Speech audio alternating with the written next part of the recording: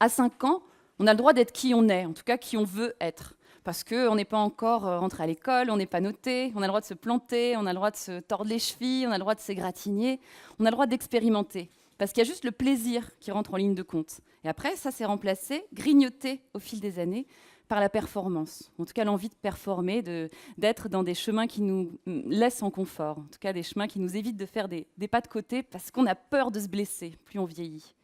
Moi, quand j'avais 7 ans, 6 ans, peut-être avant, eh bien, je disais que plus tard, je serais chanteuse, écrivain, photographe, voyageuse. Et je résumais ça par inventeuse d'histoires vraies. On me regardait comme ça et je disais, mais oui, c'est la même chose en fait, tout ça. C'est essayer de raconter le réel en changeant de support, en utilisant soit un texte, soit une image, soit une chanson. On me regardait avec condescendance en se disant, mais oui, c'est ça ma petite chérie, c'est mignon.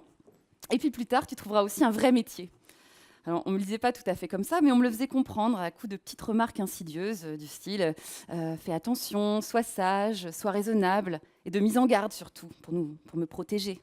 Ne parle pas aux inconnus. Ça, j'ai entendu ça pendant 10 ans, parce que j'étais la première et mes parents étaient très angoissés. On vivait dans une banlieue de province, hein, pas une banlieue qui flambe les 31 décembre, une petite ville, mais quand même, mes parents avaient peur. Et donc, je passais mes interminables étés dans notre maison à regarder entre les lattes du portail ce qui se passait de l'autre côté. Et je me dis, oh, ça a l'air bien. J'ai hâte d'aller là-bas, d'aller voir ailleurs si j'y suis. Et puis, j'ai attendu, avec toujours cette idée en tête de devenir inventeuse d'histoires vraies. J'ai passé mon bac, et puis là, on m'a dit, mais qu'est-ce que tu vas faire comme étude, ma petite chérie? Je dis ma petite chérie, c'était un peu moins doux à l'époque que ça. Mais...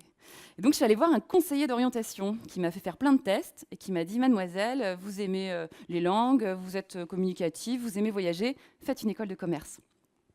Je n'avais jamais pensé à ça, mais je me suis dit, bon, pourquoi pas? Mes parents m'ont dit, vas-y, go, go, go, c'est une super idée, puis nous, on aura l'esprit tranquille, tu seras en sécurité. Et je suis entrée en école de commerce et puis je me suis bien intégrée. Je trouvais ça super. J'avais des copains, je faisais des stages dans des grandes entreprises, j'étais au bureau des élèves. Enfin, ma vie était super, sauf que ça ne me ressemblait pas. C'est pas ce que je voulais vraiment faire et je l'avais oublié parce que je m'étais dit, bon, j'ai le temps. J'ai 18 ans, il me reste allez, 60, au minimum 60 ans pour réaliser mes projets et mes rêves de gamine. Et puis j'ai eu un déclic. Malheureusement, on a souvent besoin de ça, de se prendre vraiment les pieds dans le tapis pour se relever. J'ai eu un accident de voiture grave quand j'avais 20 ans, où d'un coup, j'ai réalisé qu'il était peut-être déjà trop tard pour réaliser mes rêves d'enfant. Et ça a tout changé. Ça m'a donné le coup de pied aux fesses pour me dire, vas-y, il est temps d'essayer et d'essayer de réécouter la petite fille en toi. Du coup, je suis partie faire le tour du monde. C'était un de mes grands rêves, pour rencontrer 81 femmes de mon âge. Donc, c'était 81 femmes nées en 81, comme ça vous connaissez mon grand âge. Et c'était des femmes qui réalisent leurs projets, leurs rêves, malgré des situations difficiles. Donc elles vivent dans des déserts, des bidonvilles, des prisons, et elles n'ont a priori pas grand-chose pour s'en sortir, et pourtant elles y arrivent. Elles y arrivent parce qu'elles m'ont délivré petit à petit leurs secrets. Elles arrivent à faire la différence entre ce qu'elles doivent accepter, une situation sur laquelle elles n'ont pas la main, et ce qu'elles peuvent changer, c'est-à-dire la petite part de pouvoir qu'elles ont dans cette situation pour réaliser leurs rêves. Donc je suis rentrée de ces voyages chargée de ces 81 portraits, 81 expériences, et je me suis dit, t'as plus le choix ma petite, après t'être comme ça gonflée de leur énergie, tu peux pas rentrer et retrouver un boulot planqué qui te va pas. Donc j'ai écrit un livre sur cette histoire-là, et je me suis demandé comment on fait maintenant pour devenir inventeuse d'histoires vraies. Il avait peut-être raison, mon conseiller d'orientation, c'est pas très lucratif. Alors ça, j'en ai fait l'expérience pendant plusieurs années, mais c'était pas le plus dur. L'aspect matériel, c'était vraiment pas le plus dur. Ce que j'ai trouvé le plus difficile à dépasser, c'est les critiques, c'est les mises en garde, qui n'étaient pas les mêmes que celles de l'enfance, mais qui quand même leur faisaient écho. Je vais vous donner 2 exemples. Le deuxième livre que j'ai voulu écrire s'appelle Je t'aime maintenant, et j'ai eu l'idée de questionner la durée dans l'histoire d'amour. Alors, je me suis demandé pourquoi est-ce que dès qu'on rencontre quelqu'un, la première chose qu'on nous demande, c'est ça fait combien de temps? Et la deuxième, tu crois que ça va durer? Pour une fois. Et je me suis demandé pourquoi on associait forcément la valeur de la relation amoureuse à la durée. Parce qu'il me semble qu'on peut se souvenir toute notre vie d'histoires qui n'ont pas existé, des histoires d'enfance, par exemple, je sais pas, l'acteur qu'on aimait à 5 ans devant sa télé, le père, enfin pour moi, ou la mère, selon. Et puis, des gens qui n'ont pas voulu, qui n'ont pas su, des histoires longues, des histoires courtes. Pour moi, tout ça formait une histoire avec l'amour. Donc, j'ai cette idée une nuit, je suis trop excitée, j'écris sur un petit carnet, je dis voilà, ça va être super. Le lendemain matin, à l'aube, j'appelle mon éditeur, l'éditeur du premier bouquin, je lui dis voilà, je vais écrire ce livre-là sur les 24 personnes que j'ai aimées depuis que je suis née. Et Morgane, il fait 24. Je dis oui, enfin 24, c'est un cadran amoureux. Et là, il me dit, mais qu'est-ce qu'on va penser de toi? Qu'est-ce qu'on va dire? Est-ce que 24, c'est vraiment possible d'afficher ça publiquement? Ce que mes parents ont traduit par « on va dire que tu es une salope ». Okay. Alors j'ai réfléchi parce que j'ai pas tellement envie qu'on dise ça de moi. Je me suis dit peut-être qu'ils ont raison. Pour moi, 24, c'était une métaphore, mais bon, peut-être que je suis un peu inconsciente de comment ça peut être perçu à l'extérieur. Alors je me suis un peu creusé la tête, je dis je le fais pas, je le fais pas. Et puis un jour, je me suis dit, mais si ça dérange comme ça, si déjà ça pose question, il faut le faire. C'est bon signe. Peut-être que je me prendrai ces critiques-là au visage, mais ça aura au moins le mérite de déranger un peu, en tout cas de lancer le débat. Et si aujourd'hui, être une jeune femme qui a eu des amours pluriels pose un problème, eh ben, je suis contente de l'incarner. Et c'est en fait ces critiques-là qui m'ont donné l'élan, l'envie, l'audace d'aller au bout de ce projet. Il est sorti et je ne me suis pas du tout pris la pluie de critiques annoncées, plutôt au contraire. Et plus récemment, il m'est arrivé la même chose dans un autre domaine. J'avais décidé de faire un reportage en Europe avec une copine et on voulait y aller en stop. On s'était dit, on va être 2 filles, on va passer nos vacances d'été à relier Paris à Istanbul en stop et en racontant toutes les petites rencontres qu'on fait sur le chemin.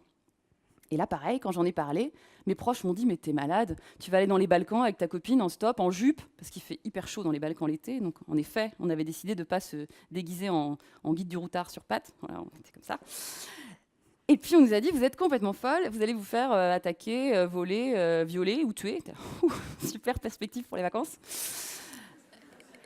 Et pareil, on a réfléchi, on n'est pas complètement hermétique aux mises en garde et aux conseils.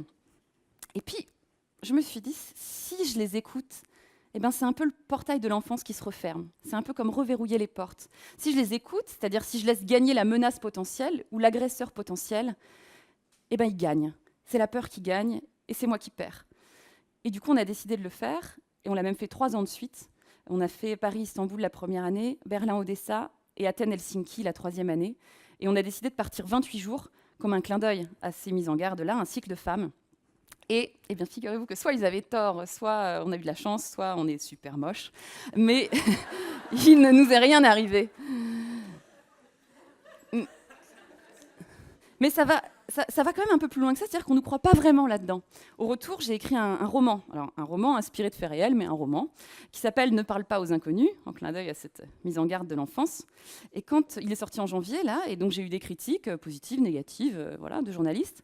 Mais parmi les critiques négatives, il y en a une qui revenait tout le temps, c'était « c'est un super premier roman, mais la partie sur le stop n'est pas crédible, parce que il se passe, enfin, c'est pas qu'il se passe rien, mais il n'arrive rien de grave à l'héroïne ».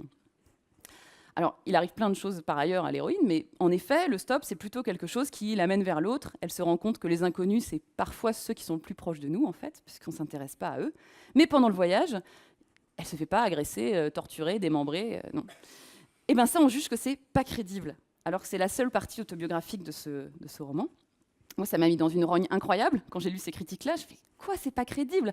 On est tellement nourri aux faits divers, à tout ce qui se passe mal, qu'il n'y a que ça qu'on peut entendre. Ce n'est pas possible que ça se passe bien, parce que dans l'imaginaire collectif, eh ben, on a cette vision fantasmée du danger, des filles qui font du stop, c'est la mort à l'arrivée. Voilà. Et alors nous, on a voulu témoigner de tout ça, mais surtout pour remettre en perspective ces peurs-là. Parce que c'est comme si chacun, alors ça c'est le stop, mais c'est valable dans plein d'autres domaines de nos vies, on voulait se prouver qu'on avait raison de ne pas oser. Les gens qui me disent « ce n'est pas possible de faire du stop », c'est parce qu'eux, ils ont dit à leurs enfants, peut-être, ne fais pas de stop, c'est trop dangereux. Et que donner un contre-exemple, eh ben, c'est réouvrir des possibles. Et je crois que plus on vieillit, plus on se rassure en se disant, mais ça, c'est pas possible. Et si on essaie de débloquer un peu, de déverrouiller ces portes-là, de forcer les portails des jardins d'enfance, eh ben, on va se rendre compte qu'on peut, et si on peut, il faut se demander ce qu'on veut. Et c'est peut-être ce qui est le plus difficile en grandissant, c'est de renverser l'entonnoir, c'est-à-dire de réouvrir les possibles, de se redonner la possibilité d'expérimenter, de se tromper et de s'aventurer sur des terrains qu'on ne connaît pas vraiment. C'est en fait refaire résonner la voix de l'enfant en nous et lui dire qu'il avait le droit de désobéir et qu'on va essayer à notre tour de faire des pas de côté. Et pour ça, eh ben, je vous propose de faire une sorte de pacte aujourd'hui. On va dire ensemble qu'après avoir écouté tous ces témoignages de gens que vous connaissez ne connaissez pas, de ces inconnus ou presque inconnus, eh ben, on va chacun être cap de faire réentendre la voix de l'enfant en nous. Je vais faire une petite chanson qui va vous laisser le temps de sceller ce pacte avec vous-même.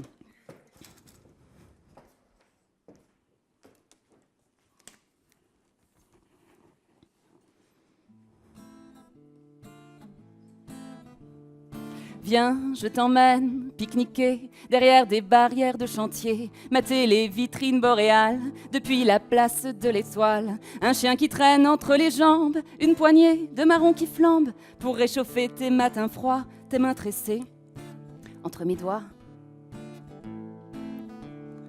On enfoncera le bouchon juste assez loin pour que le vin coule à flot entre nos lèvres à la commissure de nos rêves. Cap de relever la tête, de sourire entre les gouttes, de faire de novembre un mois d'août. Ouais, cap de relever la tête, de sourire entre les gouttes, de faire de novembre un mois d'août. Et si soudain t'as plus envie, on tirera sur les interdits, aux fléchettes à la carabine, et tes larmes feront moins les malines. Filons au bois chercher des traces, voir si le loup s'y cache sur le canal, les bras en croix. Attrape ma main, on plonge à 3. Attrape ma main, on plonge à 3. On enfoncera le bouchon juste assez loin pour que le vin coule à flot entre nos lèvres à la commissure de nos rêves. Cap de relever la tête, de sourire entre les gouttes, de faire de novembre un mois d'août. Ouais, cap de relever la tête, de sourire entre les gouttes, de faire de novembre un mois d'août. En plein milieu de la nation, on lancera une révolution en rameutant des inconnus sur la place des pas perdus. Et si soudain t'as un peu peur, on jouera au derviche tourneur jusqu'à ce que le monde devienne flou, jusqu'à ma caresse sur ta joue, jusqu'à ma caresse sur ta joue. Cap de relever la tête, de sourire entre les gouttes, de faire de novembre un mois d'août. Ouais, cap de relever la tête, de sourire entre les gouttes, de faire de novembre un mois d'août. Cap, cap, cap, cap, cap de relever la tête, de sourire entre les gouttes, de faire de novembre un mois d'août. Cap, cap.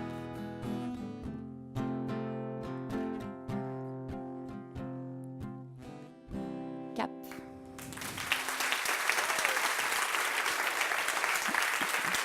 Merci beaucoup. Merci.